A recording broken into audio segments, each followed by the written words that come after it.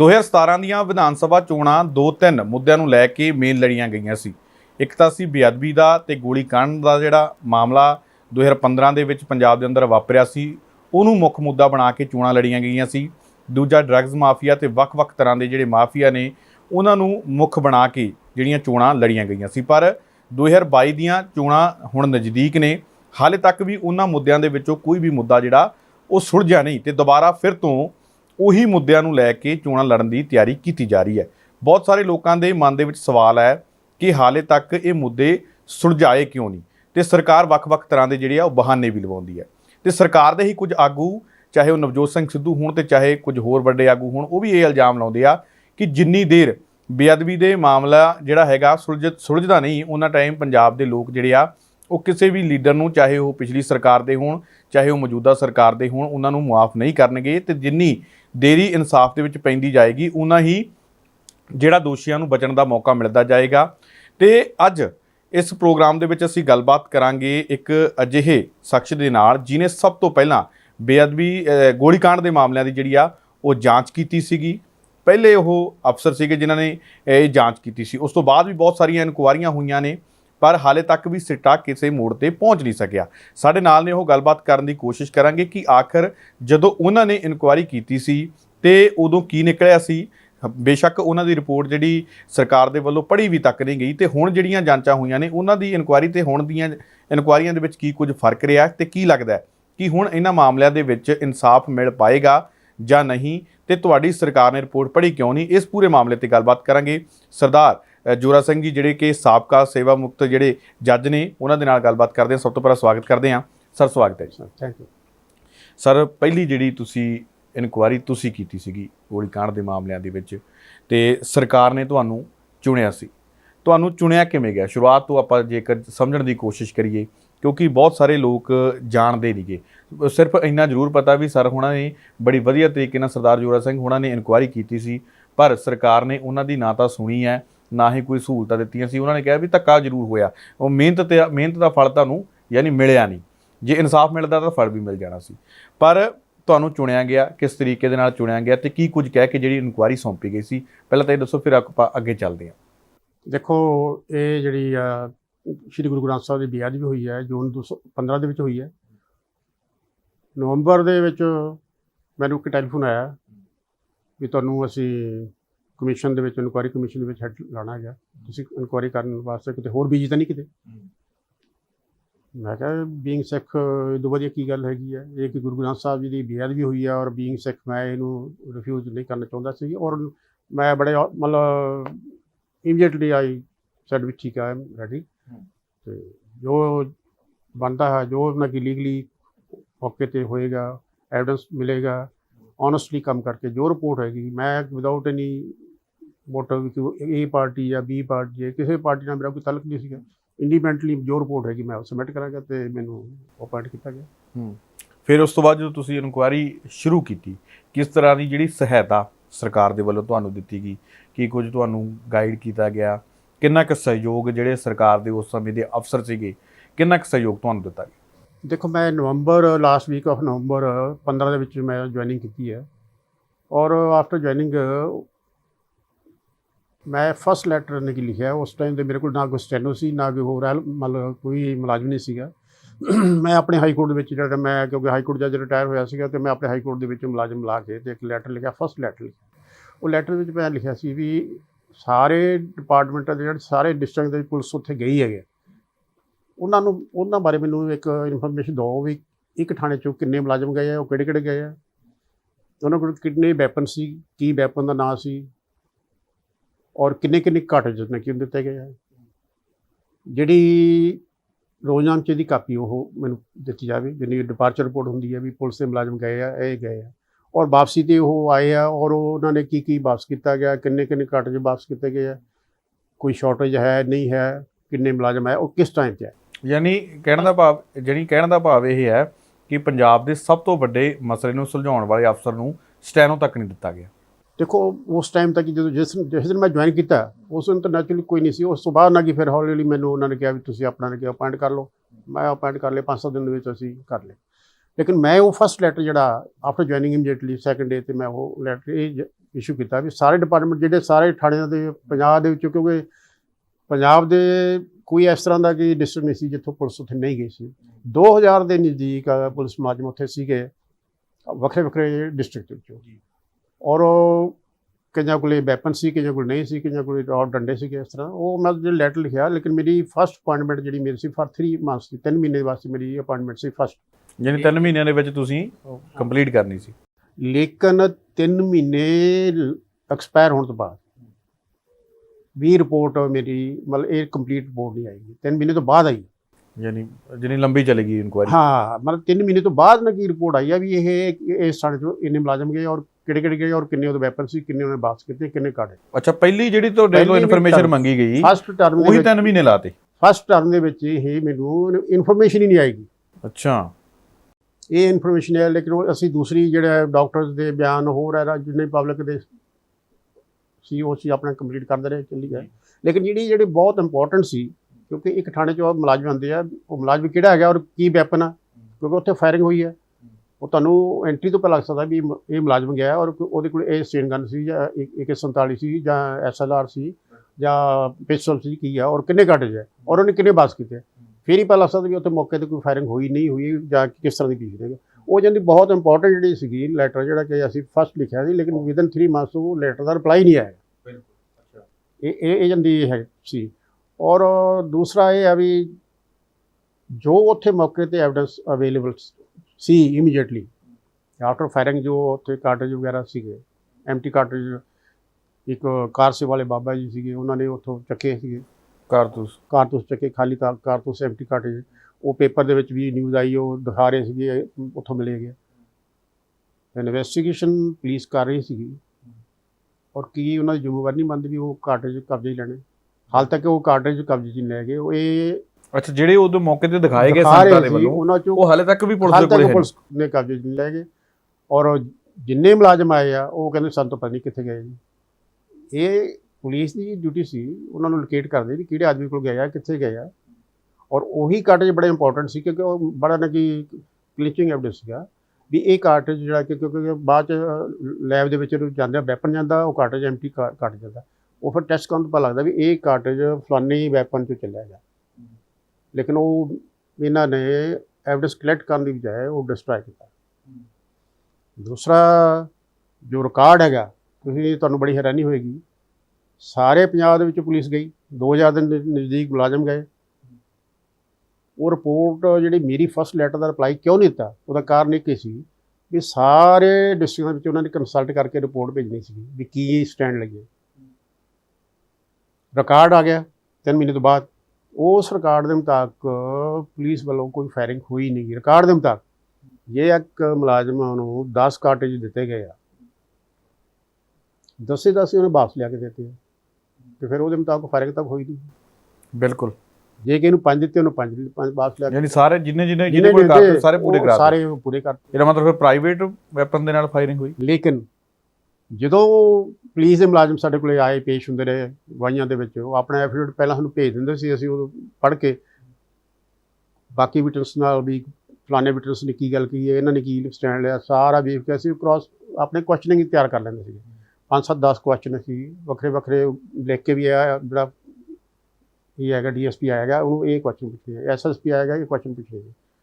ਉਹ ਸਾਰੇ ਅਸੀਂ ਕੁਐਸਚਨਿੰਗ ਤਿਆਰ ਕਰਕੇ ਉਹ ਜਦੋਂ ਆਉਂਦੇ ਸੀਗੇ, ਫਿਰ ਉੱਥੇ ਉਹ ਜਦੋਂ ਸਾਡੀ ਕੁਐਸਚਨਿੰਗ ਮੇਰੀ ਹੁੰਦੀ ਸੀਗੀ, ਫਿਰ ਬਹੁਤ ਮੁਲਾਜ਼ਮ ਐਡਮਿਟ ਕਰ ਗਏ ਕਿ ਅਸੀਂ ਫਾਇਰਿੰਗ ਹੋਈ ਆ, ਤੇ ਪਰ ਅਸੀਂ ਡਿਫੈਂਸ ਕੀਤੀ ਸੀ।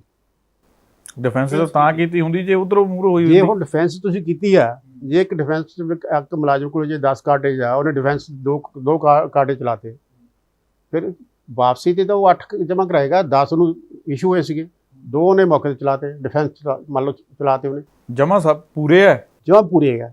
ਤੇ ਪੁਲਿਸ ਮੰਨ ਵੀ ਰਹੀ ਹੈ ਵੀ ਫਾਇਰਿੰਗ ਅਸੀਂ ਕੀਤੀ, ਫਾਇਰਿੰਗ ਹੋਈ ਹੈ। ਜਿਹੜੇ ਕਿ SSP DSP ਜਿੰਨੇ ਵੀ ਹੈ ਸਾਰੇ ਮੰਨਦੇ ਗਏ, ਹੌਲਦਾਰ ਕੀ ਜਿੰਨੇ ਵੀ ਮੁਲਾਜ਼ਮ ਉੱਥੇ ਹਾਜ਼ਰ ਉਹ ਮੰਨਦੇ ਵੀ ਅਸੀਂ ਡਿਫੈਂਸ ਕੀਤੀ ਹੈ।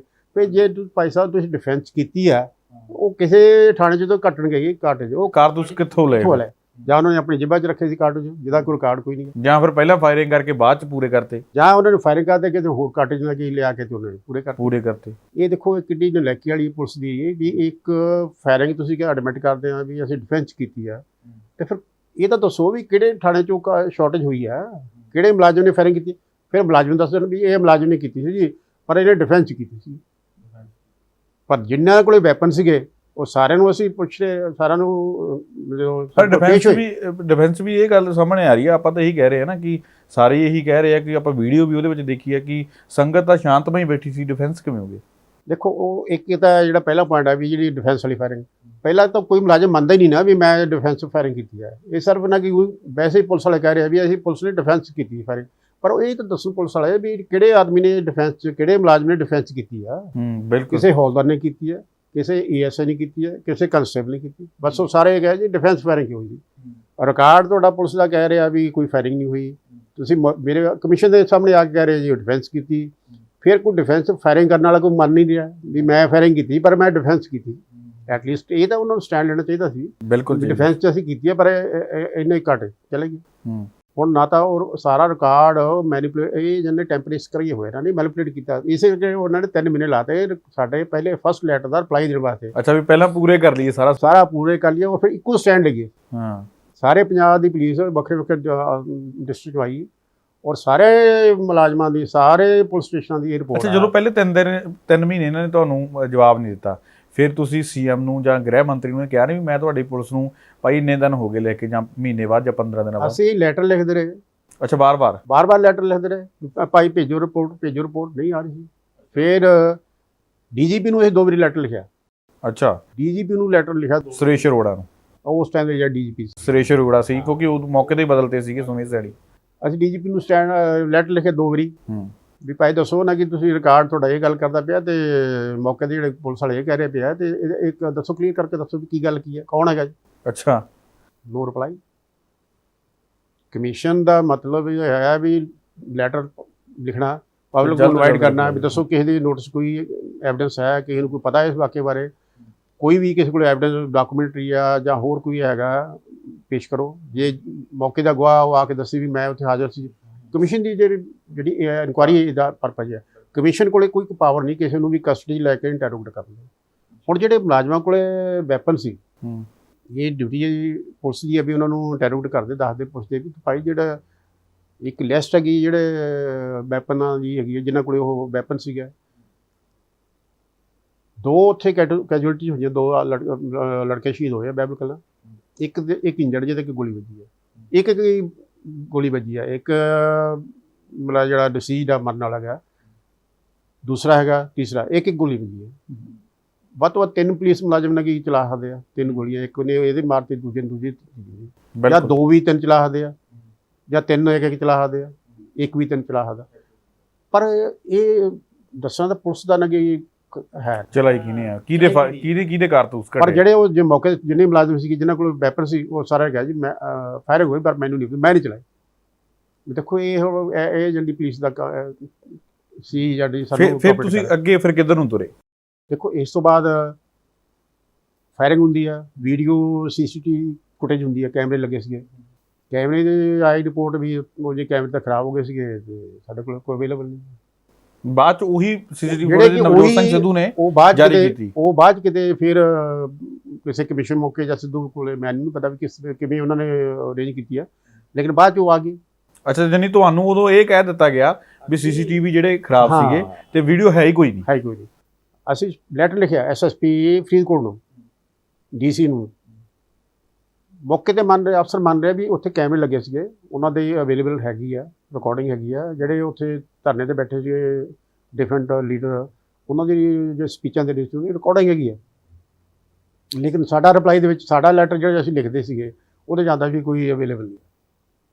ਔਰ ਜਿਹੜਾ ਉਹਨਾਂ ਨੇ ਇੱਕ ਸਟੈਂਡ ਕੀ ਲਿਆ ਵੀ ਜੇ ਉਹ ਜਿਹੜੇ ਕੈਮਰੇ ਲੱਗੇ ਸੀਗੇ ਉਹਦੇ 'ਚ ਟਰੱਕ ਵੱਜਿਆ, 13 ਤਰੀਕ ਨੂੰ ਕੈਮਰੇ ਲੱਗਦੇ ਆ, 12 ਨੂੰ ਮੇਰਾ ਖਿਆਲ 12 ਨੂੰ ਲੱਗਦੇ ਆ, 13 ਨੂੰ ਉੱਥੇ ਧਰਨਾ ਹੁੰਦਾ, 14 ਦੀ ਇਹ ਫਾਇਰਿੰਗ ਹੈਗੀ ਵੀ 12 ਨੂੰ ਲੱਗੇ ਸੀ ਤੇ 13 ਨੂੰ ਕਿਤੇ ਟਰੱਕ ਵੱਜਿਆ ਤੂੜੀ ਵਾਲਾ ਦੇ ਵਿੱਚ ਤੇ ਕੈਮਰੇ ਟੁੱਟ ਗਿਆ, ਇਸ ਕਰਕੇ ਉਹ ਕੋਈ ਅਵੇਲੇਬਲ ਨਹੀਂ। ਇਹ ਉਹਨਾਂ ਦਾ ਸਟੈਂਡ ਹੈਗਾ।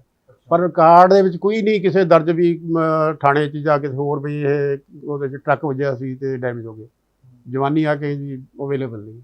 ਇਹ ਤਾਂ ਹੁਣ ਜਦੋਂ ਕਮਿਸ਼ਨ ਤੇ ਲੈਟਰ ਲਿਖਣਾ, ਐਸਐਸਪੀ ਨੂੰ ਲਿਖਣਾ, ਡੀਸੀ ਨੂੰ ਲਿਖਣਾ, ਡੀਜੀਪੀ ਨੂੰ ਪੁੱਛਣਾ ਗਿਆ, ਪਰ ਉਹਨਾਂ ਦਾ ਰਿਪਲਾਈ ਇਹ ਹੈਗਾ। ਇਹ ਤੁਸੀਂ ਦੇਖੋ ਵੀ ਉਹਨਾਂ ਦੀ ਪੀਐਸ ਦੀ ਜਾਂ ਜਿਹੜੀ ਉਸ ਟਾਈਮ ਦੀ ਗਵਰਨਮੈਂਟ ਸੀ ਉਹਨਾਂ ਦੀ ਕਿੰਨੀ ਕੁ ਕੰਟਰੀਬਿਊਸ਼ਨ ਸੀ ਵੀ ਇਹਨੂੰ ਨਾ ਕਿ ਸੋਲਵ ਕੀਤਾ ਜਾਏ ਮੈਟਰ ਨੂੰ। ਬਿਲਕੁਲ ਇਹ ਗਵਰਨਮੈਂਟ ਉਸ ਟਾਈਮ 'ਤੇ ਅਕਾਲੀ ਗਵਰਨਮੈਂਟ ਸੀਗੀ, ਸਾਰਿਆਂ ਨੂੰ ਪਤਾ ਹੀ ਹੈ।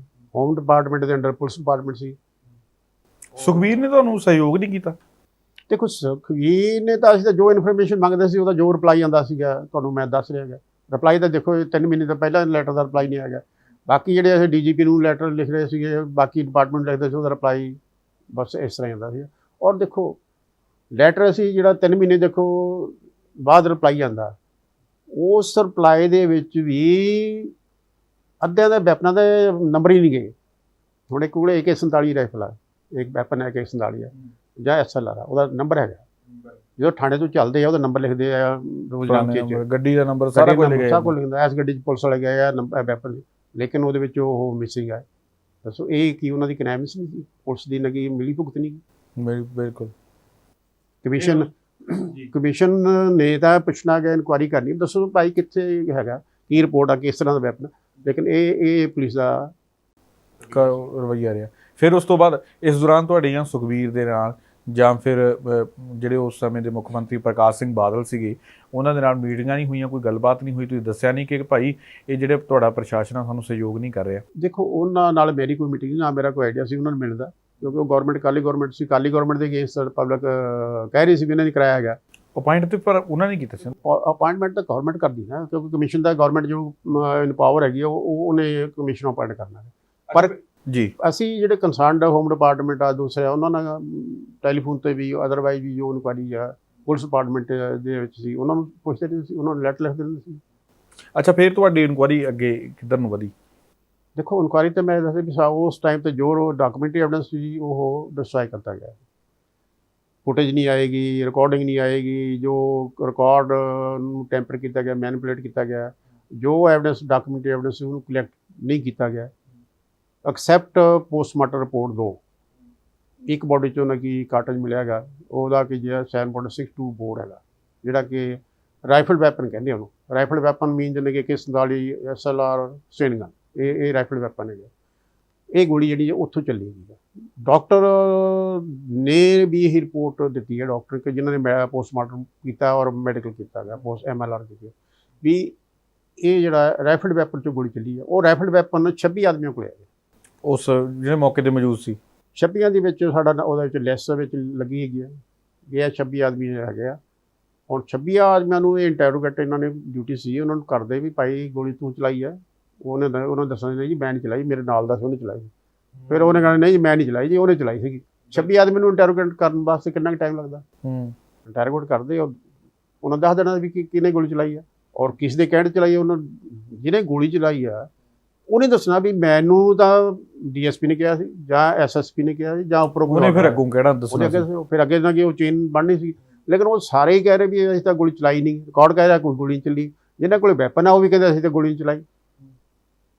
ਤੇ ਜੋ ਐਵੀਡੈਂਸ ਅਸੀਂ ਚਾਹੁੰਦੇ ਸੀ ਉਹ ਐਵੀਡੈਂਸ ਨਾਲ ਕੀ ਸਾਰਾ ਡਿਸਟਰਾਈ ਕੀਤਾ ਗਿਆ। ਉਹ ਕਹਿੰਦੇ ਅਸੀਂ ਚਲਾਈ ਨਹੀਂ। ਨਾਲੇ ਤੁਸੀਂ ਕਹਿੰਦੇ ਹੋ ਕਿ ਪੁਲਿਸ ਅਫਸਰ ਕਹਿ ਰਹੇ ਸੀ ਕਿ ਗੋਲੀ ਚੱਲੀ ਆ, ਹਾਂ ਅਸੀਂ ਡਿਫੈਂਸ ਚਲਾਈਆਂ। ਉਹ ਕਮਿਸ਼ਨ ਦੇ ਸਾਹਮਣੇ ਆ ਕਹਿ ਰਹੇ ਸੀਗੇ, ਕਮਿਸ਼ਨ ਦੇ ਸਾਹਮਣੇ ਆ ਕੇ ਕਹਿ ਰਹੇ ਸੀਗੇ। ਅਦਰਵਾਈਜ਼ ਉਹਨਾਂ ਦਾ ਜਿਹੜਾ ਰਿਕਾਰਡ ਦੇ ਮੁਤਾਬਕ ਕੋਈ ਫਾਇਰਿੰਗ ਨਹੀਂ। ਜਿਹੜਾ ਅੰਦਰ ਜੋ ਨਾ ਕਿ ਥਾਣਿਆਂ ਤੋਂ ਰਿਕਾਰਡ ਆਏਗਾ ਵੀ ਕਿੰਨੇ ਇੱਕ ਥਾਣੇ 'ਚੋਂ ਕਿੰਨੇ ਮੁਲਾਜ਼ਮ ਗਏ ਔਰ ਕਿੰਨੇ ਵੈਪਨ ਸੀ ਔਰ ਕਿੰਨੇ ਕਾਰਟਜ ਗਏ, ਉਹ ਰਿਕਾਰਡ ਦੇ ਮੁਤਾਬਕ ਕੋਈ ਫਾਇਰਿੰਗ ਨਹੀਂ ਹੋਈ।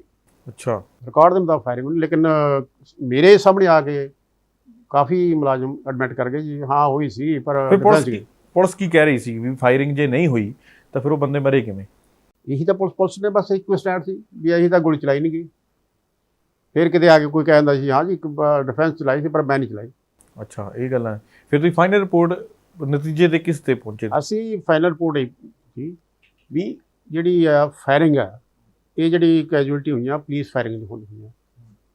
ਪੁਲਿਸ ਫਾਇਰਿੰਗ ਹੋ ਗਈਆਂ ਕਿਉਂਕਿ ਜਿਹੜਾ ਰਾਈਫਲ ਵੈਪਨ ਆ ਕਿਸੇ ਪ੍ਰਾਈਵੇਟ ਆਦਮੀ ਕੋਲ ਨਹੀਂ ਗਾ, ਉਹ ਡਿਫੈਂਸਲੈਸ ਸੀ, ਬੈਠੇ ਸੀਗੇ ਔਰ ਬੈਠਿਆਂ ਦੇ ਉੱਤੇ ਜਿਹੜੇ ਗੋਲੀ ਚੱਲੀ ਆ। ਇੱਕ ਜਿਹੜਾ ਡਸੀਡ ਆ ਉਹ ਬੈਠਾ ਗਿਆ, ਉਹਦੀ ਇੱਥੋਂ ਨਾ ਕਿ ਗੋਲੀ ਮਤਲਬ ਉੱਪਰੋਂ ਜਾ ਕੇ ਥੱਲੇ ਨੂੰ ਜਾਂਦੀ ਆ। ਇਹਦਾ ਮਤਲਬ ਬੈਠੇ ਆਦਮੀ ਉੱਤੇ ਗੋਲੀ ਚਲਾਈ, ਉੱਪਰੋਂ ਆਦਮੀ ਖੜ ਕੇ ਚਲਾਈ ਔਰ ਕਲੋਜ਼ ਰੇਂਜ ਤੋਂ ਚਲਾਈ ਆ। ਇੱਕ ਮਤਲਬ 3-4 ਦੂਰੋਂ ਆ ਕੇ ਵੱਜਦੀ ਆ ਤੇ ਉਹ ਗੱਲ ਵੱਖਰੀ। ਬਿਲਕੁਲ ਨਜ਼ਦੀਕ ਤੋਂ ਮਤਲਬ ਰੇਂਜ ਤੋਂ ਮਤਲਬ 1 ਮੀਟਰ ਦੀ ਕਹਿ ਲਓ, ਮਤਲਬ ਕਲੋਜ਼ ਰੇਂਜ ਜਾਂ ਕੰਟੈਕਟ ਰੇਂਜ ਕਹਿੰਦੇ ਆਪਾਂ। ਅੱਛਾ। ਔਰ ਉਹ ਜਿਹੜਾ ਆਦਮੀ ਬੈਠਾ ਹੈਗਾ ਉਹਦੇ ਆ ਕੇ ਕੋਲੇ ਆ ਕੇ ਮੀਟਰ ਤੋਂ ਜਾਂ 2 ਫੁੱਟ 3 ਫੁੱਟ ਤੋਂ ਗੋਲੀ ਚੱਲਦੀ ਆ ਤਾਂ ਉਹਨੂੰ ਜਿਹੜਾ ਜਿਹਨੇ ਗੋਲੀ ਚਲਾਈ ਉਹਨੂੰ ਤਾਂ ਪਤਾ ਹੀ ਹੈ ਮੈਂ ਚਲਾਈ ਆ। ਇਹ ਤਾਂ ਹੈ ਨਹੀਂ ਵੀ ਇੱਕ ਗੋਲੀ ਚਲਾਈ ਆ ਤੇ 500 ਮੀਟਰ ਤੇ 200 ਮੀਟਰ ਜਾ ਕੇ ਕਿਸੇ ਦੇ ਲੱਗ ਗਈ। ਵੀ ਪਤਾ ਨਹੀਂ ਲੱਗਦਾ। ਨਹੀਂ ਪਤਾ ਲੱਗਿਆ ਕਿਹਦੇ ਵੱਜੀ ਔਰ ਕਿੱਥੋਂ ਆਈ ਹੈ, ਕਿਉਂਕਿ ਵੈਪਨ ਬਹੁਤ ਡਿਫਰੈਂਟ ਕਾਫੀ ਜ਼ਿਆਦਾ ਬੈਠੇ ਸੀਗੇ। ਬਿਲਕੁਲ। ਲੇਕਿਨ ਜਦੋਂ ਕਲੋਜ਼ ਰੇਂਜ ਤੇ ਤੂੰ ਗੋਲੀ ਚੱਲਦੀ ਆ ਔਰ ਬੈਠਾ ਆਦਮੀ ਹੈਗਾ ਤੇ ਉਦੋਂ ਤਾਂ ਇਮੀਡੀਏਟਲੀ ਨਾਲ ਦਾ ਨੂੰ ਪਤਾ ਲੱਗ ਜਾਂਦਾ ਵੀ ਇਹਦੇ ਚਲਾਈ ਆ, ਔਰ ਜਿਹੜਾ ਚਲਾਉਣ ਵਾਲਾ ਉਹਨੂੰ ਪਤਾ ਮੈਂ ਹੀ ਮਾਰੀ, ਪਤਾ ਲੱਗਦਾ ਮੇਰੇ ਤੋਂ ਵੱਜ ਗਈ। ਲੇਕਿਨ ਉਹਨਾਂ ਦਾ ਪੁਲਿਸ ਦਾ ਸਟੈਂਡ ਦੇਖੋ ਇਹ ਕੀ ਹੈਗਾ। ਉਹ ਇਹ ਸਾਰਾ ਨਾ ਕਿ ਜਿਹੜੀ ਇਨਵੈਸਟੀਗੇਸ਼ਨ ਬੜੀ ਮਤਲਬ ਸਹੀ ਤਰੀਕੇ ਨਹੀਂ ਹੋਈ। ਜੋ ਐਵੀਡੈਂਸ ਕਲੈਕਟ ਕਰਨਾ ਚਾਹੁੰਦੇ ਉਹ ਨਹੀਂ ਹੋਈ। ਅਸੀਂ ਫਾਈਂਡਿੰਗ ਹੀ ਦਿੱਤੀ ਹੈ ਵੀ ਉਹ ਡਿਫੈਂਸਲੈਸ ਸੀ, ਉਹਨਾਂ ਕੋਲ ਕੋਈ ਹਥਿਆਰ ਨਹੀਂ ਸੀਗੇ। ਔਰ ਜਿਹੜਾ ਡਿਸੀਜ਼ ਮਰਨਾ ਜਿਹੜੇ ਜਿਨ੍ਹਾਂ ਨੇ ਸ਼ਹੀਦੀ ਹੋਈ ਆ ਡਿਸੀਜ਼ ਮਰਨਾ ਕੇ ਵਿਚਾਰੇ 2 ਆਦਮੀ ਉਹ ਬੈਠੇ ਸੀਗੇ ਸਟੈਂਡਿੰਗ ਪੋਜੀਸ਼ਨ 'ਚ। ਜਿਹੜਾ ਗੋਲੀ ਮਾਰਨ ਵਾਲਾ ਉਹ ਸਟੈਂਡਿੰਗ ਪੋਜੀਸ਼ਨ ਤੇ ਜਿਹੜਾ ਵਿਕਟਮ ਸੀ ਉਹ ਮਤਲਬ ਸਿਟਿੰਗ ਪੋਜੀਸ਼ਨ ਸੀ। ਔਰ ਕਲੋਜ਼ ਰੇਂਜ ਤੋਂ ਵੱਜੀ ਹੈ ਔਰ ਰਾਈਫਲ ਵੈਪਨ ਜੋ ਵੱਜੀ ਹੈ। ਹੁਣ ਪੁਆਇੰਟ ਸਿਰਫ ਇੰਨਾ ਹੀ ਆ ਵੀ ਉਹ ਜਿਹੜੇ ਰਾਈਫਲ ਵੈਪਨ ਤੋਂ ਚਲਾਈ ਆ ਉਹ ਕਿਹੜਾ ਆਦਮੀ। ਜਿਹੜੀ ਪਬਲਿਕ ਆ, ਪਬਲਿਕ ਨੇ ਸਾਰਿਆਂ ਨੇ ਇਹੀ ਗੱਲ ਕਹੀ ਵੀ ਅਸੀਂ ਤਾਂ ਉੱਥੇ ਬੈਠੇ ਨਾ ਕੀ ਧਰਨੇ ਤੇ ਬੈਠੇ ਸੀਗੇ, ਪਾਠ ਕਰ ਰਹੇ ਸੀਗੇ ਤੇ ਉਹ ਤਾਂ ਵੀਡੀਓ 'ਚ ਵੀ ਦਿਖਾਈ ਦੇ ਰਿਹਾ। ਔਰ ਇਹਨਾਂ ਨੇ ਆ ਕੇ ਫਾਇਰਿੰਗ ਕੀਤੀ। ਉਹ ਕਹਿੰਦੇ ਵੀ ਅਸੀਂ ਫਾਇਰਿੰਗ ਕੀਤੀ ਪੁਲਿਸ ਨੇ, ਪਰ ਅਸੀਂ ਕਿਸੇ ਨੂੰ ਆਇਡੈਂਟੀਫਾਈ ਨਹੀਂ ਕਰ ਸਕਦੇ ਕਿਉਂਕਿ ਉੱਥੇ ਪੁਲਿਸ ਵਰਦੀ ਦੇ ਵਿੱਚ ਸੀ, ਵੱਖਰੇ ਜ਼ਿਲ੍ਹਿਆਂ 'ਚ ਆਈ ਸੀ। ਹੁਣ ਉਸ ਇਲਾਕੇ ਦੇ ਆਦਮੀ ਕੋਈ ਆਦਮੀ ਨਹੀਂ ਕਹਿ ਸਕਦੇ ਵੀ ਤਰਨਤਾਰਨ ਤੋਂ ਜਿਹੜੀ ਪੁਲਿਸ ਆਈ ਉਹਦਾ ਕੀ ਨਾਂ ਸੀਗਾ ਔਰ ਉਹ ਕੀ ਮਤਲਬ ਉਹਦਾ ਰੈਂਕ ਕੀ ਸੀਗਾ ਜੋ ਫਾਇਰਿੰਗ ਹੁੰਦੀ ਆ। ਇੱਕ ਇਹ ਬੜੀ ਗੱਲ ਕਹੀ ਜਾ ਰਹੀ ਸੀਗੀ ਕਿ ਉਮਰਾ ਨੰਗਲ ਜਿਹੜੇ ਹੈ ਪਰਮਰਾਜ ਸਿੰਘ ਉਮਰਾ ਨੰਗਲ ਉਹ ਫੋਨ ਤੇ ਵਾਰ-ਵਾਰ ਗੱਲ ਕਰਦੇ ਦਿਖਾਈ ਦੇ ਰਹੇ ਸੀ। ਉਹ ਕੀ ਸੀਗਾ? ਦੇਖੋ ਉਮਰਾ ਨੰਗਲ ਕੋਟਕਪੂਰੇ ਦੇ ਵਿੱਚ ਉਹਦੀ ਪ੍ਰੈਜ਼ੈਂਸ ਸੀ। ਕੋਟਕਪੂਰੇ ਹੀ ਜਿਹੜਾ ਮਾਰਨਿੰਗ ਦੇ ਵਿੱਚ ਵਾਕਿਆ ਹੁੰਦਾ ਕੋਟਕਪੂਰੇ ਸਿਰਫ ਇੱਕ ਇੰਜਰਡ ਹੈਗਾ, ਅਜੀਤ ਸਿੰਘ ਇੰਜਰਡ ਹੈਗਾ। ਉਹਦੀ ਅਸੀਂ ਸਟੇਟਮੈਂਟ ਵੀ ਲਿਖੀ ਆ। ਲੇਕਿਨ ਉੱਥੇ ਜਦੋਂ ਜਿਹੜੇ ਜਿੰਨੇ ਵੀ ਉੱਥੇ ਆਏ ਸੀ ਬੈਠੇ ਸੀਗੇ ਜਥੇਬੰਦੀਆਂ ਵਾਲੇ ਪੁਲਿਸ ਵਾਲੇ ਕਿਸੇ ਨੂੰ ਪਤਾ ਲੱਗਾ ਵੀ ਕੋਈ ਇੰਜਰਡ ਵੀ ਇੱਥੇ ਹੋਇਆ। ਲੇਕਿਨ ਅਜੀਤ ਸਿੰਘ ਬਾਅਦ 'ਚ ਮਤਲਬ ਇੱਕ ਆਦਮੀ ਨੇ ਆ ਕਿਹਾ ਵੀ ਉੱਥੇ ਇੱਕ ਇੰਜਰਡ ਸੀ ਅਜੀਤ ਸਿੰਘ ਸੀਗਾ, ਉਹ ਹਸਪੀਟਲ ਕਿਤੇ ਹੈਗਾ। ਫਿਰ ਅਸੀਂ ਉਹਨੂੰ ਅਜੀਤ ਸਿੰਘ ਨੂੰ ਬੁਲਾਇਆ। ਉਹ ਸਾਡੇ ਰੈਸਟ ਹਾਊਸ 'ਚ ਨਾ ਕਿ ਉਹ ਗੱਡੀ ਦੇ ਵਿੱਚ ਪਿਆ ਸੀਗਾ, ਉੱਥੇ ਆ ਕੇ ਪੇਸ਼ ਹੋਇਆ, ਉਹਦਾ ਬਿਆਨ ਲਿਖਿਆ। ਅਸੀਂ ਉਹਦੇ ਬਾਰੇ ਵੀ ਲਿਖਿਆ ਵੀ ਇਹ ਉਹਦੀ ਜਿਹੜੀ ਮਤਲਬ ਇੰਜਰੀ ਸੀਗੀ ਉਹਦੀ ਇਸ ਤਰ੍ਹਾਂ ਲੱਤ ਸੀਗੀ, ਬੈਠਾ ਸੀਗਾ, ਲੱਤ ਇੱਧਰੋਂ ਵੱਜ ਕੇ ਥੱਲੇ ਇਸ ਤਰ੍ਹਾਂ ਗਈ। ਉਹ ਵੀ ਖੜੇ ਆਦਮੀ ਨਹੀਂ ਵੱਜ ਸਕਦੀ, ਉਹ ਵੀ ਬੈਠੀ ਦੀ ਵੱਜੇਗੀ। ਉਹ ਥੱਲੇ ਨੂੰ ਜਾ ਰਿਹਾ ਉਹਦਾ ਕਿ ਜਿਹੜਾ ਐਂ ਕਰਕੇ ਹਾਂ ਮਤਲਬ ਉਹਦਾ ਜਿਹੜਾ ਐਂਗਲ ਹੈ ਨਾ ਉਹ ਨੀਚੇ ਨੂੰ ਜਾ ਰਿਹਾ। ਉਹ ਵੀ ਕਲੋਜ਼ ਰੇਂਜ ਤੋਂ ਹੈਗਾ, ਉਹ ਵੀ ਰਾਈਫਲ ਵੈਪਨ ਨਾਲ। ਉਹਦਾ ਬਿਆਨ ਲਿਖਿਆ ਉਹ ਅਸੀਂ ਵੀ ਇਹ ਡਾਇਰੈਕਸ਼ਨ ਦਿੱਤੀ ਵੀ ਇਹਦੀ ਜਿਹੜੀ ਇੰਜਰੀ ਆ ਇਹਦੇ ਬਾਰੇ ਵੀ ਇਨਵੈਸਟੀਗੇਸ਼ਨ ਕਰੋ। ਇਸ FIR 'ਚ ਜਿਹੜੀ ਹੈਗੀ ਆ ਕੋਟਕਪੂਰੇ ਵਾਲੀ ਵੀ ਇਹਦੀ ਮਤਲਬ ਕਿਸ ਨੇ ਇੰਜਰੀ ਕੀਤੀ ਆ ਇਹ ਬੜੀ ਹੈਗੀ। ਲੇਕਿਨ ਉਹ ਪੁਲਿਸ ਦਾ ਤਾਂ ਜੋ ਤੁਹਾਨੂੰ ਮੈਂ ਪਹਿਲਾਂ ਕਹਿ ਸਕਦਾ ਸਟੈਂਡ ਹੀ ਹੋਰ ਹੈਗਾ, ਰਿਕਾਰਡ ਕੁਝ ਕਹਿੰਦਾ ਸਟੈਂਡ ਕੁਝ ਹੈਗਾ। ਇਸ ਕਰਕੇ ਉਹ ਇਨਵੈਸਟੀਗੇਸ਼ਨ ਬਿਲਕੁਲ ਠੀਕ ਨਹੀਂ ਹੋਏਗੀ। ਔਰ ਅਸੀਂ ਇਹੀ ਫਾਈਂਡਿੰਗ ਦਿੱਤੀ ਆ ਵੀ ਇਹ ਜਿਹੜੇ ਜਿਨ੍ਹਾਂ ਕੋਲ ਹੈਗੇ ਆ ਵੈਪਨ ਵਗੈਰਾ ਹੈਗਾ ਇਹ ਵਿਦਨ 6 ਮੰਥ ਤੁਸੀਂ ਇਹਨਾਂ ਨੂੰ ਇਨਵੈਸਟੀਗੇਟ ਕਰੋ ਅਤੇ ਇਹਨਾਂ ਦਾ ਕਿਹੜਾ ਮਤਲਬ ਕਸਟਡੀ ਲੈ ਕੇ ਤੇ ਰਿਪੋਰਟਸ। ਤੁਸੀਂ ਕਿੰਨੇ ਸਮੇਂ 'ਚ ਇਹ ਰਿਪੋਰਟ ਦਿੱਤੀ ਸੀ ਤੇ ਵੋਟਰਾਂ ਤੋਂ ਕਿੰਨਾ ਟਾਈਮ ਪਹਿਲਾਂ ਦਿੱਤੀ ਸੀ? ਮੈਂ ਜੂਨ ਦੇ ਵਿੱਚ ਦਿੱਤੀ, 30 ਜੂਨ ਨੂੰ। 30 ਜੂਨ 2016 15 ਮੈਂ ਮਤਲਬ ਨਵੰਬਰ 'ਚ ਮੇਰੀ ਅਪਾਇੰਟਮੈਂਟ ਹੁੰਦੀ ਹੈ। 3 ਮਹੀਨੇ ਪਹਿਲੇ ਨਾ ਕਿ ਮੈਨੂੰ ਕੋਈ ਰਿਕਾਰਡ ਨਹੀਂ ਆਉਂਦਾ, ਲੇਕਿਨ ਬਿਆਨ ਬੂਨ ਅਸੀਂ ਲਿਖੇ, ਰਿਕਾਰਡ ਨਹੀਂ ਆਏਗਾ। ਲਾਸਟ 10 ਮਹੀਨੇ ਵਿੱਚ ਅਸੀਂ ਸਾਰਾ ਕੰਪਲੀਟ ਕਰਕੇ ਜੂਨ ਨੂੰ 16 ਦੇ ਵਿੱਚ ਰਿਪੋਰਟ ਸਬਮਿਟ ਕਰਤੀ। ਇਨਵੈਸਟੀਗੇਸ਼ਨ ਦੇ ਦੌਰਾਨ ਜਾਂ ਇਨਵੈਸਟੀਗੇਸ਼ਨ ਦੀ ਰਿਪੋਰਟ ਸੌਂਪਣ ਦੇ ਸਮੇਂ ਤੁਹਾਡੀ ਇੱਕ ਵਾਰੀ ਵੀ ਗੱਲਬਾਤ ਨਹੀਂ ਹੋਈ ਸੁਖਬੀਰ ਸਿੰਘ ਬਾਦਲ ਦੇ ਜਿਹੜੇ ਉਹ ਗ੍ਰਹਿ ਮੰਤਰੀ ਸੀਗੇ ਪੰਜਾਬ ਦੇ ਜਾਂ ਫਿਰ CM ਪ੍ਰਕਾਸ਼ ਸਿੰਘ ਬਾਦਲ ਦੇ ਨਾਲ? ਇੱਕ ਵਾਰੀ ਵੀ ਗੱਲਬਾਤ ਨਹੀਂ। ਮੈਂ ਤਾਂ ਆਪਣੀ ਜੋ ਮੈਨੂੰ ਡਿਊਟੀ ਸੀ ਮੈਂ ਤਾਂ ਉਹਦੇ ਨਾਲ ਕੰਸਰਨ ਸੀ ਮੇਰਾ। ਹਾਂ ਨਹੀਂ, ਕਿਉਂਕਿ ਮਸਲਾ ਬੜਾ ਅਹਿਮ ਸੀ। ਆਪਣੇ ਆਪ ਨੂੰ ਪੰਥਕ ਪਾਰਟੀ ਕਹਿੰਦੀ ਹੈ ਸ਼੍ਰੋਮਣੀ ਅਕਾਲੀ ਦਲ ਦੀ, ਉਸ ਸਮੇਂ ਦੇ CM ਤੇ ਗ੍ਰਹਿ ਮੰਤਰੀ ਸੀ, ਤੁਹਾਡੇ ਨਾਲ ਗੱਲ ਕਰਨੀ ਤਾਂ ਬਣਦੀ ਸੀ। ਦੇਖੋ ਇਹ ਤਾਂ ਉਹਨਾਂ ਦੀ ਜ਼ਿੰਮੇਵਾਰੀ ਹੈ, ਉਹਨਾਂ ਦੇ ਰਾਜ ਵਿੱਚ ਉਸ ਟਾਈਮ ਦੀ ਅਕਾਲੀ ਗਵਰਨਮੈਂਟ ਪਾਵਰ ਸੀਗੀ। ਕੀ ਅਕਾਲੀ ਗਵਰਨਮੈਂਟ ਦੀ ਜਿਹੜੇ ਹਾਇਰ ਅਥਾਰਟੀ ਸੀਗੀਆਂ CM ਆ ਜਾਂ ਹੋਮ ਮਿਨਿਸਟਰ, ਉਹਨਾਂ ਡਿਊਟੀ ਨਹੀਂ ਬਣਦੀ ਵੀ ਉੱਥੇ ਇਨਵੈਸਟੀਗੇਸ਼ਨ ਪ੍ਰੋਪਰਲੀ ਹੋ ਰਹੀ ਨਹੀਂ ਹੋ ਰਹੀ ਵੀ ਤੁਸੀਂ ਕੀ ਕਰ ਰਹੇ ਆ ਕੀ ਨਹੀਂ। ਤੁਹਾਨੂੰ ਬਾਰ-ਬਾਰ ਨਾ ਕਿ DGP ਨੂੰ ਲੈਟਰ ਲਿਖ ਰਿਹਾ, SSP ਨੂੰ ਲੈਟਰ ਲਿਖ ਰਿਹਾ, DC ਨੂੰ ਅਸੀਂ ਲੈਟਰ ਲਿਖ ਰਹੇ ਹਾਂ ਅਤੇ ਕੋਈ ਉਹ ਰਿਪੋਰਟ ਨਹੀਂ ਮਤਲਬ ਰਿਪਲਾਈ ਨਹੀਂ ਰਹੇ, ਉਹ ਰਿਕਾਰਡ ਹੀ ਪੇਸ਼ ਕਰ ਰਹੇ। ਕਿਉਂ ਨਹੀਂ ਕਰ ਰਹੇ? ਕੀ ਲੱਗਦਾ ਤੁਹਾਨੂੰ ਕਿ ਉਹਨਾਂ ਦੀ ਨੀਅਤ ਨਹੀਂ ਸੀ? ਕਿ ਇੱਥੋਂ ਬਿਲਕੁਲ ਕਲੀਅਰ ਹੈਗਾ ਵੀ ਉਹ ਉਹਨਾਂ ਦੀ ਕ੍ਰਾਈਮ ਸੀ। ਬਗੈਰ ਕ੍ਰਾਈਮ ਤੋਂ ਕਿਸ ਤਰ੍ਹਾਂ ਹੋ ਸਕਦਾ? ਜਿਹੜੀ ਇੱਕ ਹਾਇਰ ਅਥਾਰਟੀ ਆ, ਜਿਹੜੀ ਪਾਰਟੀ ਨੂੰ ਪਾਵਰ ਹੈਗੀ ਆ, ਕੀ ਉਸ ਤੋਂ ਬਗੈਰ ਕਿ ਸਾਰਾ ਕੁਝ ਹੋ ਜਾਏਗਾ? ਕੀ ਉਹਨਾਂ ਦੀ ਡਿਊਟੀ ਨਹੀਂ ਬਣਦੀ ਸੀਗੀ ਐਸਐਸਪੀ ਦੀ, ਡੀਜੀਪੀ ਦੀ ਜਾਂ ਹੋਮ ਮਿਨਿਸਟਰ ਦੀ ਜਾਂ ਸੀਐਮ ਦੀ, ਵੀ ਭਾਈ ਇੰਨਾ ਸੀਰੀਅਸ ਮੈਟਰ ਹੈਗਾ ਕਿ ਇਨਵੈਸਟੀਗੇਸ਼ਨ ਤੁਸੀਂ ਮਤਲਬ ਕੋਈ ਉਹਨਾਂ ਨੂੰ ਸਾਰਾ ਕੁਝ ਪ੍ਰੋਵਾਈਡ ਕਰ ਰਹੇ ਜੋ ਉਹ ਮੰਗ ਰਹੇ ਆ। ਤੁਸੀਂ ਵੀ ਨਹੀਂ ਕਿਹਾ ਵੀ ਸਾਨੂੰ ਸਹਿਯੋਗ ਨਹੀਂ ਮਿਲ ਰਿਹਾ? ਨਹੀਂ, ਮੈਂ ਤਾਂ ਆਪਣੇ ਲੈਟਰ ਲੈ ਅਸੀਂ ਦੇਖ ਲਿਆ, ਅਸੀਂ ਉੱਪਰ ਨਹੀਂ ਕਿਤੇ ਕੋਈ ਕਾਨਫਰੰਸ ਕਰਕੇ ਤਾਂ ਨਹੀਂ ਕਹਿਣਾ ਸੀ ਵੀ ਸਾਨੂੰ ਕੋਈ ਨਹੀਂ ਸਹਿਯੋਗ ਕਰ ਰਹੇ। ਅਸੀਂ ਤਾਂ ਆਪਣਾ ਜੋ ਨਾ ਕਿ ਰਿਕਾਰਡ ਦੇ ਮੁਤਾਬਕ ਅਵੇਲੇਬਲ ਹੋਇਆ, ਜਿੱਧਰ ਸਾਡਾ ਧਿਆਨ ਸੀਗਾ ਵੀ ਕਿਵੇਂ ਅਸੀਂ ਇਹਨੂੰ ਕੱਢਣਾ ਗਿਆ ਮੈਟਰ ਨੂੰ, ਵੀ ਇਸ ਤਰ੍ਹਾਂ ਕਿਵੇਂ ਸੋਲਵ ਕਰਨਾ ਹੈਗਾ, ਅਸੀਂ ਤਾਂ ਉਹਦੇ ਮੁਤਾਬਕ ਕੰਮ ਕਰ ਰਹੇ ਸੀ। ਅਸੀਂ ਤਾਂ ਲੈਟਰ ਲਿਖ ਰਹੇ ਸੀ ਪੁਲਿਸ ਵਾਲਿਆਂ ਨੂੰ ਲੈਟਰ। ਜੇ ਪੰਜਾਬ ਦਾ ਜਿਹੜਾ ਇੱਕ ਅਹਿਮ ਮਸਲਾ ਸੀ ਜਿਹਦੇ ਨਾਲ ਪੰਜਾਬ ਦੇ ਲੋਕਾਂ ਦੀਆਂ ਭਾਵਨਾਵਾਂ ਜੁੜੀਆਂ ਹੋਈਆਂ ਸੀ, ਆਪਣੇ ਆਪ ਨੂੰ ਪੰਥਕ ਜਥੇਬੰਦੀ ਕਹਾਉਂਦੀ ਅਕਾਲੀ ਦਲ ਨੇ ਆਪਣੀ ਸਰਕਾਰ ਦੇ ਵਿੱਚ ਵੀ ਆਪਣੇ ਹੀ ਵੱਲੋਂ ਬਣਾਏ ਕਮਿਸ਼ਨ ਦੀ ਪੁੱਛਗਿੱਛ ਨਹੀਂ ਜਿਹੜੀ ਕੀਤੀ। ਮੈਂ ਇਹੀ ਕਰਿਆ ਵੀ ਦੇਖੋ ਅਕਾਲੀ ਗਵਰਨਮੈਂਟ ਮੌਕੇ ਕਮਿਸ਼ਨ ਬੈਠਾ ਹੈ, ਰਿਪੋਰਟ ਅਸੀਂ ਸਬਮਿਟ ਕੀਤੀ, ਘੱਟੋ ਘੱਟ ਮੇਰੀ ਰਿਪੋਰਟ ਪੜ੍ਹ ਹੀ ਲੈਂਦੇ ਭਾਈ ਸਾਹਿਬ ਵੀ ਇਹ ਰਿਪੋਰਟ ਦੇ ਵਿੱਚ ਕੀ ਲਿਖਿਆ ਹੈਗਾ। ਐਕਟ ਦੇ ਮੁਤਾਬਕ ਵਿਦਨ 6 ਮੰਥ ਰਿਪੋਰਟ ਟੇਬਲ ਜ਼ਰੂਰੀ ਹੈਗਾ ਅਸੈਂਬਲੀ 'ਚ। ਉਹ ਰਿਪੋਰਟ ਦੇ ਉੱਤੇ ਅੱਗੇ ਐਕਸ਼ਨ ਲੈਣਾ ਗਵਰਨਮੈਂਟ ਦੀ ਹੈ ਵੀ ਇਹ ਕੋਈ ਆਪਣੇ security the point of view ਤਾਂ ਨਹੀਂ ਇਨਵੋਲਵ, ਕੋਈ ਸਿਕਿਉਰਿਟੀ ਸਟੇਟ। ਤੁਸੀਂ ਸੌਂਪੀ ਕਿਹਨੂੰ ਸੀ? ਮੈਂ ਚੀਫ ਸੈਕਟਰੀ ਨੂੰ, ਦੇਖੋ ਇਹ ਗਵਰਨਮੈਂਟ ਦੇ ਕੀ ਨੇ ਮੈਂ ਚੀਫ ਸੈਕਟਰੀ ਤੋਂ, ਮੇਰਾ ਜਿਹੜਾ ਰਜਿਸਟਰਾਰ ਸੀ ਉਹ ਸ਼ਹਿਨਜ਼ਾਦ ਸੀਗਾ, ਉਹਨਾਂ ਨੇ ਅਪਾਇੰਟਮੈਂਟ ਲਈ ਚੀਫ ਸੈਕਟਰੀ ਨਾਲ ਵੀ ਅਸੀਂ ਰਿਪੋਰਟ ਸਬਮਿਟ ਕਰਨ ਆਉਣਾ ਤੇ ਇੰਨੇ ਵਜੇ ਕਿੰਨਾ ਵਿੱਚ ਅਵੇਲੇਬਲ ਦਫ਼ਤਰ, ਕਿਉਂਕਿ ਇਹਨਾਂ ਦਾ ਪਤਾ ਨਹੀਂ ਕਿ ਦਫ਼ਤਰ 'ਚ ਅਵੇਲੇਬਲ ਹੈ ਨਹੀਂ ਫਿਰ ਕਿੱਥੇ ਗਏ ਆ। ਅਪਾਇੰਟਮੈਂਟ ਲੈ ਕੇ ਅਸੀਂ ਉੱਥੇ ਗਏ, ਲੇਕਿਨ ਉਹ ਉੱਥੇ ਹਾਜ਼ਰ ਨਹੀਂ ਸੀ।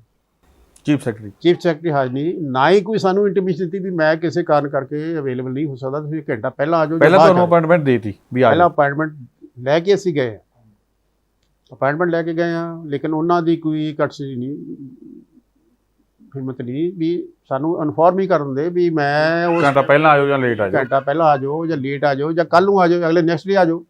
ਅਸੀਂ ਤਾਂ ਰਿਪੋਰਟ ਤਿਆਰ ਸਾਡੀ ਸੀਗੀ, ਜੋ 12 ਵਜੇ ਕਹਿੰਦੇ 12 ਵਜੇ ਦੇ ਆਉਂਦੇ, ਜੇ ਉਹ ਸ਼ਾਮ ਨੂੰ 5 ਵਜੇ 6 ਵਜੇ ਨਹੀਂ ਜੋ ਟਾਈਮ ਨੂੰ ਦਿੱਤਾ ਸੀ, ਉਸ ਟਾਈਮ ਕਿਸੇ ਕਾਰਨ ਕਰਕੇ ਅਵੇਲੇਬਲ ਨਹੀਂ ਸੀ, ਉਹ ਪਹਿਲਾਂ ਕਹਿੰਦੇ ਅਸੀਂ ਪਹਿਲਾਂ ਦੇ ਆਉਂਦੇ ਰਿਪੋਰਟ ਹੀ ਸਬਮਿਟ ਕਰਨੀ, ਹੋਰ ਤਾਂ ਕਰਨਾ ਨਹੀਂ ਸੀਗਾ, ਲੇਕਿਨ ਕੋਈ ਨਹੀਂ ਹੋਇਆ। ਫਿਰ ਗਵਰਨਮੈਂਟ ਦੀ ਦੇਖੋ, ਗਵਰਨਮੈਂਟ ਦੀ ਡਿਊਟੀ ਨਹੀਂ ਬਣਦੀ ਸੀ ਵੀ ਰਿਪੋਰਟ ਪੜ੍ਹ ਲੈਂਦੇ, ਟੇਬਲ ਕਰਦੇ, ਫਿਰ ਪਬਲਿਕ ਨੂੰ ਦੱਸਦੇ ਵੀ ਇਸ ਕਾਰਨ ਜਦੋਂ ਉੱਥੇ ਹੈ ਨਹੀਂ ਸੀ ਫਿਰ ਕਿਹਨੂੰ ਫੜਾ ਕੇ 에어ਪੋਰਟ? ਫਿਰ ਉਹਨਾਂ ਨੂੰ ਅਸੀਂ ਟੈਲੀਫੋਨ ਕੀਤਾ, ਮੇਰੇ ਜਿਹੜਾ ਨਾਲ ਜਿਹੜਾ ਰਜਿਸਟਰਾਰ ਸੀਗਾ ਉੱਥੇ ਇੱਕ ਹੋਰ IAS ਅਫਸਰ ਸੀਗਾ, ਉਹਨੂੰ ਪੁੱਛਿਆ ਵੀ ਉਹ ਕਹਿੰਦੇ ਜੀ ਪਤਾ ਨਹੀਂ, ਮੈਂ ਟੈਲੀਫੋਨ ਕਰਕੇ ਪਤਾ ਕਰਾਂ। ਫਿਰ ਉਹਨਾਂ ਨੂੰ ਟੈਲੀਫੋਨ ਉਹਨਾਂ ਨੇ ਕੀਤਾ, ਉਸ ਨਾਲ ਟੈਲੀਫੋਨ 'ਤੇ ਗੱਲ ਹੋਈ ਜਾਂ ਕਿ ਹੋਰ ਨਾ ਆਈ, ਫਿਰ ਉਹਨਾਂ ਨੇ ਇੱਕ IAS ਅਫਸਰ ਹੋਰ ਡਿਪਿਊਟ ਕੀਤਾ, ਉਹ ਆਇਆ, ਫਿਰ ਅਸੀਂ ਉਹਨੂੰ ਰਿਪੋਰਟ ਸਬਮਿਟ ਕੀਤੀ। ਅੱਛਾ, ਉਹ ਤੁਸੀਂ ਰਿਪੋਰਟ ਸਬਮਿਟ ਕਰਤੀ ਤੇ ਫਿਰ ਉਸ ਤੋਂ ਬਾਅਦ ਵੀ ਨਹੀਂ ਸਰਕਾਰ ਨੇ ਤੁਹਾਡੇ ਨਾਲ ਗੱਲ ਕੀਤੀ ਵੀ ਅਸੀਂ ਤੁਹਾਡੀ ਰਿਪੋਰਟ ਦੇਖ ਲਈ ਜਾਂ ਸਾਡੇ ਕੋਲੇ ਪਹੁੰਚ ਗਈ ਜਾਂ ਪੜ੍ਹ ਲਈ? ਇਹ ਤੋਂ ਬਾਅਦ ਤਾਂ ਸਰਕਾਰ ਦੀ ਜ਼ਿੰਮੇਵਾਰੀ ਹੈ, ਰਿਪੋਰਟ ਪੜ੍ਹਦੇ ਪਬਲਿਕ ਨੂੰ ਦੱਸਦੇ ਵੀ ਇਹ 'ਚ ਕੀ ਹੈ। ਜੇ ਅਕਾਲੀ ਗਵਰਨਮੈਂਟ ਦੇ ਫੇਵਰ 'ਚ ਰਿਪੋਰਟ ਹੁੰਦੀ ਤੇ ਉਹਨਾਂ ਤਾਂ ਉਹਦੇ ਇਮੀਡੀਏਟਲੀ ਨਾ ਕਿ ਓਪਨ ਕਰ ਦੇਣੀ, ਲਓ ਜੀ ਸਾਨੂੰ ਕਮਿਸ਼ਨ ਨੇ ਕਲੀਨ ਚਿੱਟ ਦੇ ਦਿੱਤੀ ਹੈ। ਜੇ ਨਹੀਂ ਫਿਰ ਇਹਦਾ ਮਤਲਬ ਪੜ੍ਹੀ ਤਾਂ ਹੋਊ, ਇਹਦਾ ਮਤਲਬ ਪੜ੍ਹੀ ਤੇ ਹੋਊ, ਆਪਣੇ ਖਿਲਾਫ ਜਿਹੜੀਆਂ ਗੱਲਾਂ ਜਾਂਦੀਆਂ ਕਰਕੇ ਇਹਦਾ ਮਤਲਬ ਉਹਨਾਂ ਡੈਫੀਨੇਟਲੀ ਨੈਕਸਟ ਡੇ ਦਾ ਕੀ ਉਹਨਾਂ ਨੇ CM ਸਾਹਿਬ ਦਾ ਬਿਆਨ ਆਇਆ ਸੀ ਵੀ ਜੋ ਰਿਕਮੈਂਡੇਸ਼ਨ ਉਹਨਾਂ ਨੇ ਕੀਤੀ ਅਸੀਂ ਤੇ ਐਕਟ ਕਰਾਂਗੇ, ਲੇਕਿਨ ਐਕਟ ਤਾਂ ਹੁਣ ਤੁਹਾਡੇ ਸਾਹਮਣੇ ਹੀ ਹੈਗਾ, ਅੱਜ ਤੱਕ ਐਕਟ ਨਹੀਂ ਹੋਇਆ ਗਿਆ। ਫਿਰ ਉਹ ਰਿਪੋਰਟ ਜੇ ਪ੍ਰਕਾਸ਼ ਸਿੰਘ ਬਾਦਲ ਨੇ ਕਹਿਤਾ ਸੀਗਾ ਅਕਾਲੀ ਗਵਰਨਮੈਂਟ ਦੀ ਫੇਵਰ 'ਚ ਹੁੰਦੀ ਜਾਂ ਪੁਲਿਸ ਦੀ ਫੇਵਰ 'ਚ ਹੁੰਦੀ ਤਾਂ ਇਮੀਡੀਏਟਲੀ ਓਪਨ ਕਰਦੇ, ਲਓ ਜੀ ਸਾਨੂੰ ਤਾਂ ਕਲੀਨ ਚਿੱਟ ਮਿਲ ਗਈ, ਆਹ ਤੁਹਾਡੇ ਸਾਹਮਣੇ ਰਿਪੋਰਟ ਹੈ। ਲੇਕਿਨ ਉਹਦਾ ਰੀਜ਼ਨ ਹੀ ਹੈ ਜੋ ਗਵਰਨਮੈਂਟ ਦੇ ਅਗੇਂਸਟ ਸੀ ਅਤੇ ਪੁਲਿਸ ਡਿਪਾਰਟਮੈਂਟ ਦੇ ਅਗੇਂਸਟ ਸੀ। ਮੈਂ ਤਾਂ ਕੱਲ੍ਹ ਇੱਕ ਪ੍ਰੈਸ ਕਾਨਫਰੰਸ ਜਲੰਧਰ ਮੈਂ ਗਿਆ ਸੀ, ਕਿਉਂਕਿ ਮੈਂ ਬੀਂਗ ਹੈੱਡ ਜਿਹੜਾ ਕਿ Aam Aadmi party legal wing ਦਾ ਪੰਜਾਬ ਦਾ ਹੈੱਡ ਹੋਣ ਕਰਕੇ ਮੈਂ ਸਾਰੇ ਡਿਸਟ੍ਰਿਕਟਾਂ ਦੇ ਵਿੱਚ ਕੀ ਜਾ ਰਿਹਾ ਹੈਗਾ। ਲਾਈਅਰ ਦਾ ਬੜਾ ਵਧੀਆ ਰਿਸਪੌਂਸ ਆ, ਲਾਈਅਰ ਬੜੇ ਦੂਜੀਆਂ ਪਾਰਟੀਆਂ ਵਾਲੇ ਵੀ ਲਾਈਅਰ ਦਾ ਆ ਕੇ ਮੈਨੂੰ ਕੀ ਅਪਰੋਚ ਕਰਦੇ ਵੀ ਠੀਕ ਹੈ ਤੁਹਾਡੀ ਪਾਰਟੀ ਦਾ ਜਿਹੜਾ ਸਟੈਂਡ ਹੈ ਬਹੁਤ ਵਧੀਆ ਹੈਗਾ, ਹੁਣ ਚੇਂਜ ਆਉਂਦੇ ਆ, ਚੇਂਜ ਲਿਆਓ ਔਰ ਸਿਸਟਮ ਜਿਹੜਾ ਕਰਪਟ ਹੈ ਨੂੰ। ਮੇਰਾ ਇੱਕ ਸਵਾਲ ਬੜਾ ਇੱਕ ਹੋਰ ਹੈ ਕਿ ਤੁਸੀਂ ਜਿਹੜੀ ਰਿਪੋਰਟ ਤਿਆਰ ਕੀਤੀ ਉਸ ਤੋਂ ਬਾਅਦ ਵੀ ਕਈ ਰਿਪੋਰਟਾਂ ਤਿਆਰ ਹੋਈਆਂ, ਕਮਿਸ਼ਨ ਬੈਠੇ, ਕਿੰਨਾ ਕੁ ਫਰਕ ਸੀਗਾ ਉਹਨਾਂ ਦੀਆਂ ਰਿਪੋਰਟਾਂ ਦੇ ਵਿੱਚ ਤੁਹਾਡੀਆਂ ਰਿਪੋਰਟਾਂ ਦੇ? ਦੇਖੋ ਜਦੋਂ ਸੈਕੰਡ ਕਮਿਸ਼ਨ ਮੇਰੇ ਤੋਂ ਬਾਅਦ ਕਾਂਗਰਸ ਗਵਰਨਮੈਂਟ ਜਿਹੜਾ ਮੇਰੀ ਰਿਪੋਰਟ ਆ ਗਈ, ਨੈਕਸਟ ਈਅਰ ਮਤਲਬ 17 ਦੇ ਵਿੱਚ ਕਾਂਗਰਸ ਗਵਰਨਮੈਂਟ ਆਈ। ਕਾਂਗਰਸ ਗਵਰਨਮੈਂਟ ਨੇ ਮੇਰੀ ਰਿਪੋਰਟ ਓਪਨ ਨਹੀਂ ਕੀਤੀ, ਲੇਕਿਨ ਉਹਨਾਂ ਨੇ ਸੈਕੰਡ ਕਮਿਸ਼ਨ ਬਿਠਾਇਆ। ਜਿਸ ਦਿਨ ਸੈਕੰਡ ਕਮਿਸ਼ਨ ਬੈਠਦਾ ਹੈਗਾ, ਮੈਂ ਕਿਸੇ ਕਾਂਗਰਸ ਦੇ ਕੋਈ ਆਦਮੀ ਕੋਲ ਬੈਠਾ ਸੀਗਾ, ਮੈਂ ਕਿਹਾ ਜਿਹੜਾ ਤੁਸੀਂ ਇਹ ਸੈਕੰਡ ਕਮਿਸ਼ਨ ਬਿਠਾ ਰਹੇ ਆ ਨਾ, ਇਹ ਇੱਕ ਜਿਹੜਾ ਮੁਲਜ਼ਮਾਂ ਨੂੰ ਨਾ ਕਿ ਮਤਲਬ ਰਾਹ ਦੇ ਰਹੇ ਹੋ, ਰਾਹ ਦੇਣ ਵਾਸਤੇ, ਭੱਜਣ ਵਾਸਤੇ, ਉਹਨਾਂ ਦੀ ਫੇਵਰ ਵਾਸਤੇ, ਉਹਦਾ ਕਾਰਨ ਕੀ ਹੈ?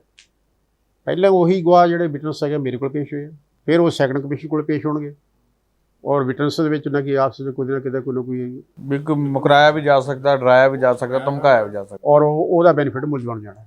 ਅਸੀਂ ਵੀ ਉਮੀਦ ਕਰਦੇ ਹਾਂ ਕਿ ਜਲਦ ਤੋਂ ਜਲਦ ਜਿਹੜੀ ਆ ਦੋਸ਼ੀਆਂ ਨੂੰ ਸਜ਼ਾ ਮਿਲੇ। ਸਰਕਾਰ ਭਲਾ ਜਿਹੜੀ ਮਰਜ਼ੀ ਹੋਵੇ। ਸਰ, ਤੁਸੀਂ ਆਪਣਾ ਕੀਮਤੀ ਸਮਾਂ ਸਾਨੂੰ ਦਿੱਤਾ, ਤੁਹਾਡਾ ਬਹੁਤ ਬਹੁਤ ਧੰਨਵਾਦ। Thank you. ਤਾਂ ਇਹ ਸਨ ਸਾਬਕਾ ਜੱਜ, ਸੇਵਾ ਮੁਕਤ ਜਿਹੜੇ ਜੱਜ ਸੀਗੇ ਸਰਦਾਰ ਜੋਰਾ ਸਿੰਘ ਜੀ, ਜਿਨ੍ਹਾਂ ਦੇ ਵੱਲੋਂ ਪਹਿਲੀ ਜਿਹੜੀ ਰਿਪੋਰਟ ਤਿਆਰ ਕਰਕੇ ਅਕਾਲੀ ਗੌਰਮੈਂਟ ਨੂੰ ਜਿਹੜੀ ਸੌਂਪੀ ਗਈ ਸੀ, ਪਰ ਅਫਸੋਸ ਕਿ ਉਸ ਰਿਪੋਰਟ ਦੇ ਉੱਪਰ ਕੰਮਕਾਜ ਨਹੀਂ ਕੀਤਾ ਗਿਆ। ਅਗਲੀ ਸਰਕਾਰ ਬਦਲੀ, ਅਗਲੀ ਸਰਕਾਰ ਨੇ ਵੀ ਇਹਨਾਂ ਦੀ ਰਿਪੋਰਟ ਦੇ ਉੱਪਰ ਕੰਮਕਾਜ ਨਹੀਂ ਕੀਤਾ। ਹਾਲਾਂਕਿ ਜਿਹੜਾ ਸੈਕੰਡ ਕਮਿਸ਼ਨ ਬਣਾਇਆ ਗਿਆ ਉਹਦੀ ਵੀ ਰਿਪੋਰਟ ਜਿਹੜੀ ਆ ਇਹਨਾਂ ਦੀ ਰਿਪੋਰਟ ਦੇ ਨਾਲ 90% ਜਿਹੜੀ ਆ ਉਹ ਮੈਚ ਕਰਦੀ ਸੀ, ਪਰ ਫਿਰ ਵੀ ਇਹਨਾਂ ਦੀ ਰਿਪੋਰਟ ਦੇ ਉੱਪਰ ਕਾਰਵਾਈ ਨਹੀਂ ਕੀਤੀ ਗਈ, ਨਾ ਹੀ ਅਗਲੀ ਤੇ ਕੀਤੀ ਗਈ। ਸੈੱਟ ਤੋਂ ਸੈੱਟ ਬਾਅਦ ਬਣਦੀ ਗਈ, ਕਮਿਸ਼ਨ ਤੋਂ ਬਾਅਦ ਕਮਿਸ਼ਨ ਬਣਦਾ ਗਿਆ, ਪਰ ਹਾਲੇ ਵੀ ਜਿਹੜੇ ਲੋਕ ਹੈ ਉਹ ਇਨਸਾਫ ਤੋਂ ਵਾਂਝੇ ਨੇ। ਇਹਨਾਂ ਨੇ ਇਹੀ ਗੱਲ ਕਹੀ ਹੈ, ਬਾਕੀ ਪਾਰਟੀਆਂ ਵੀ ਇਹੀ ਗੱਲ ਕਹਿ ਰਹੀਆਂ ਨੇ ਕਿ ਜੇਕਰ ਸਾਡੀ ਸਰਕਾਰ ਆਉਂਦੀ ਹੈ ਤਾਂ ਅਸੀਂ ਆਉਣ ਸਾਰ ਪਹਿਲਾਂ ਦੋਸ਼ੀਆਂ ਨੂੰ ਸਜ਼ਾ ਦੇਵਾਂਗੇ, ਪਰ ਹਰ ਜਿਹੜਾ ਵਾਰ ਮੁੱਦਾ ਜਿਹੜਾ ਇਹ ਵੋਟਾਂ ਦੇ ਵਿੱਚ ਉੱਠਦਾ ਹੈ।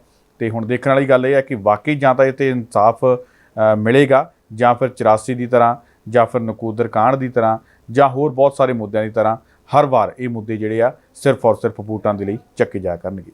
ਦੁਬਾਰਾ ਫਿਰ ਮਿਲਾਂਗੇ। ਧੰਨਵਾਦ।